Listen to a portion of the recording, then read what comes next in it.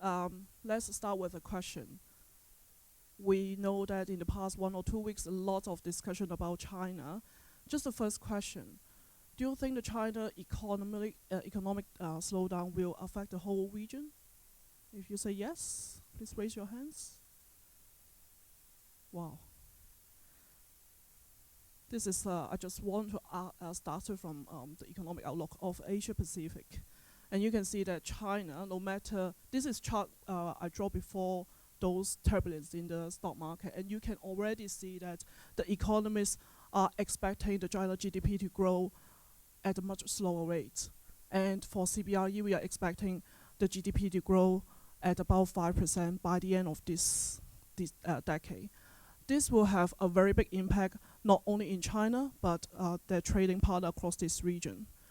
Luckily, what we are seeing here across this region is that we are going to see some growth, better growth in some emerging markets, India, Philippines, and Vietnam. And some of the more mature markets like Australia and Japan are also having some improvement in the overall economy. Just focus on the left-hand side. If you compare to Asia Pacific to the other part of the world, I think it's still very true that we are growing much faster than the rest of the world. And this is very important because my topic is about the commercial property, and we can always seeing that the international business community is putting a confidence in this region just because of this. So back to my topic, which is about the real estate investment. This is a chart about the investment volume in Asia Pacific, only about the commercial property. And you can see the volume has been increasing after the global financial crisis. 2014 last year, over 100 billion has been transacted across Asia Pacific. Singapore, we will talk about it later, what's the ranking. Starting from 415, we see a little bit decline in the activity across all region. Reasons are very similar across all the countries. First is no stock to buy from the commercial property of the world. The major reason is our interest rate is still very low. So the landlords are still having the positive carrying, which means that the rentals that they are generating from those commercial property can cover their interest. So why they sell? Okay, talking about the interest rate, the second question, do you think the interest rate will go up? Some hands, others are sleeping. Okay, just want to give you, maybe I'll just skip that one. Just give you what is happening across Asia Pacific in terms of the interest rates. 6 countries in first half has cut their interest rates. China, I guess you know how many times from the press? 4 times? 5 times? 5 times. 5 times already. So you can see that across this region, we are still seeing the downward pressure on the interest rate. The economy, as mentioned before, is slowing down. So the big question mark, as mentioned by some of the speakers before, is whether the US will press the button and increase their interest rates. The first, this decision will probably be made in September, which is tomorrow. No, I mean tomorrow we are going to enter into September. From our point of view, they will still have the possibility to increase the interest rate 25 bips in September, but this possibility probably will be lower. Why? Because the overall stock market is so volatile, and there are so many things going on about the global economy. And in other regions like China, Asia Pacific, are still under the loosening monetary policy cycle. So how are they going to increase the interest rate at this moment is a question mark. So this is our view this year. But over the longer term, of course, we know there is 100% possibility that they have to increase the interest rate.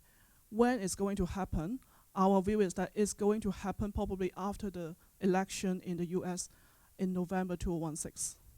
So if we conclude all these things happening, I think that it's likely that this region will see the increase in interest rates cycle in 2017 and onwards.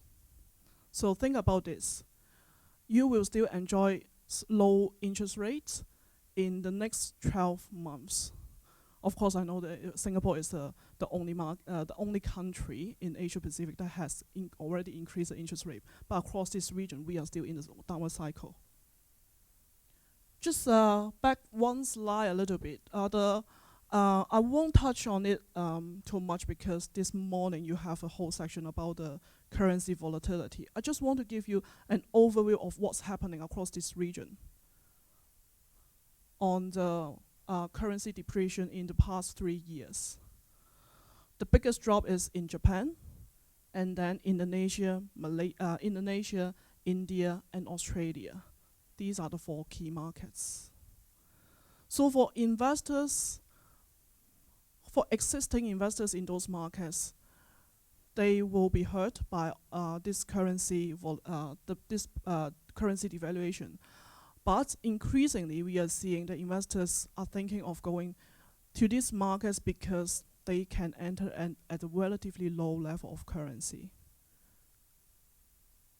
Of course, on the other side, we've got Hong Kong, China, and South Korea relatively steady in terms of the valuation, the currency valuation. This is again done before the devaluation of yuan, but I think that overall there is still a relatively limited chance for China to have a very deep correction in terms of the renminbi.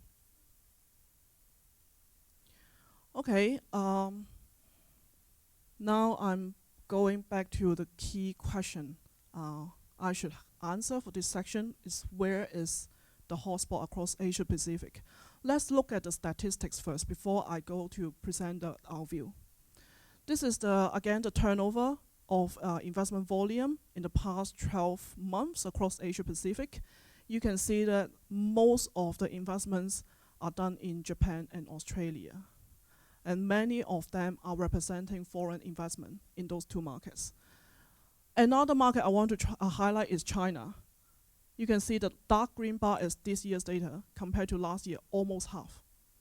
So this already reflected that the market has already slowed down. In first half of this year, we saw some improvement in the sentiment, but I have to stress that the investment sentiment in China is very, very largely concentrated in first-tier cities, which means it's Shanghai. Second-tier cities, if I talk about the commercial property en bloc transactions, we haven't seen any happen. Okay? Another slide, this is from our investor intention survey done across Asia Pacific with responses about 300 institutional investors. What do they want to invest?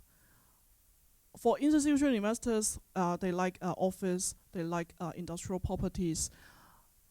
I just want to highlight the 4th one, is the hospitality. The hotel sector has increased a lot. And this is related to the tourist arrivals across this region is increasing. Just ask yourself, where have you been in the past year?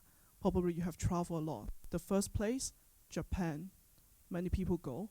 And you can see that this increase in interest is largely representing Japan. Residential, we talk about residential for the rest of the day. But in terms of the interest overall in residential has dropped quite substantially in the past year.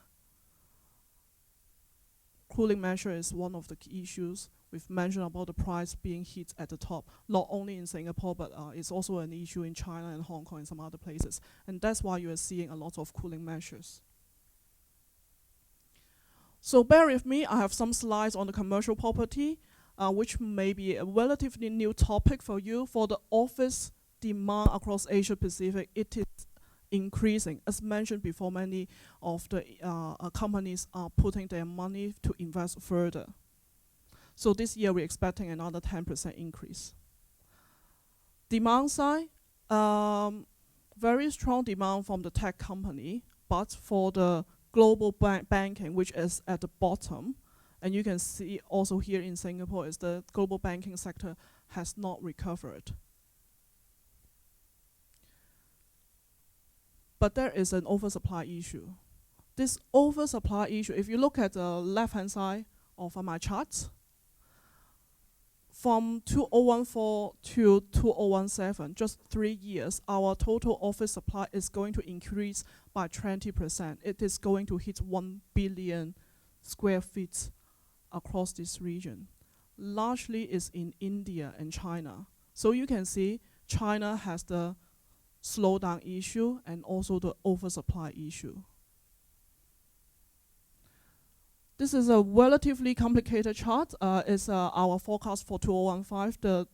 The yield spread. Of course, if you are investors, you want to get the income return, and also the rental growth for 2015. If you look across Asia Pacific, Tokyo is standing out. The rental growth is talking about 10%, and we've mentioned it before, the currency is now stabilizing, so this is the markets that we are seeing a lot of interest going to. Singapore and Korea, we are classifying them as relatively a lagger across this region. The rentals are sinking. Remember, I've mentioned that the logistics or the industrial sector is relatively hot across this region. There are some fundamental changes in this sector. I just want to give you some sense of maybe something that you haven't thought about. Faster retail sales growth across this Asia Pacific region, very, very basic. I guess it's quite well explained. Second, major change in the logistics sector is the e-commerce. Any one of you know that the e-commerce sector in Asia Pacific is going to outpace Europe and North America. So this is going to change how the warehouses will be built and will be used. This is the third-party logistics. The revenue is going much faster than the other two regions. So that's the fundamentals that we are seeing in logistics and why we are seeing more investors going into the logistics place. But if you look at rental growth compared to the capital value growth, maybe I'll start with the capital value, which is the blue bars, has been slowing in the past few years.